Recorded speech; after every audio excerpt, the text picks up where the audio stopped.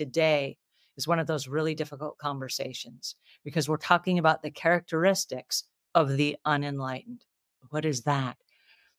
Well, we're about to unpack that for you. But as we begin today, I want to ask you to do one thing.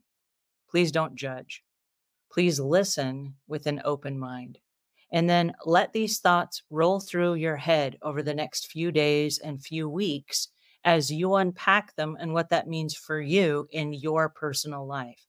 Because you might discover after today's conversation that you might start looking at things in a slightly different way. So, with that, please help me welcome Omuugn.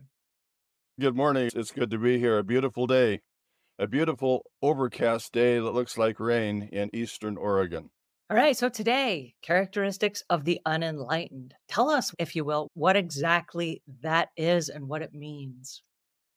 Well, it's interesting because I realized at some point that I had not included a chapter in my book on enlightenment. I only have a chapter on the characteristics of the unenlightened. I asked myself why I did that. Then I came to understand that the whole book is about enlightenment. We're looking at every characteristic, every trait that makes us who we are.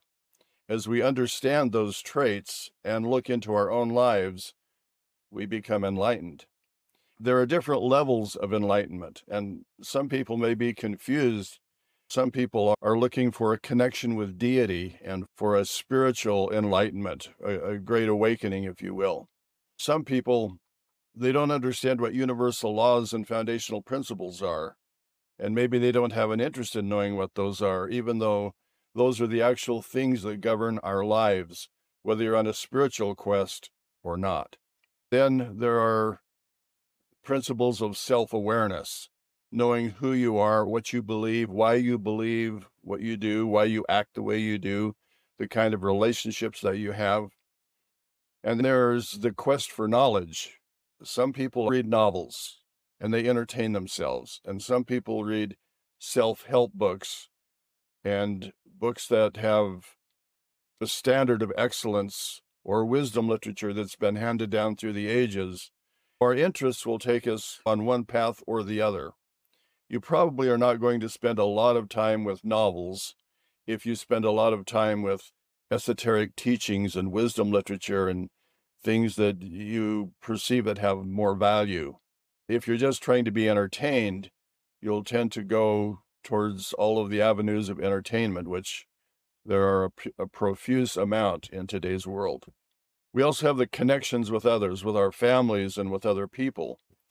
And we can become enlightened in how to maximize and optimize those relationships and our interconnectedness with other people. Then there's our personal growth. Some people are satisfied with the way they are.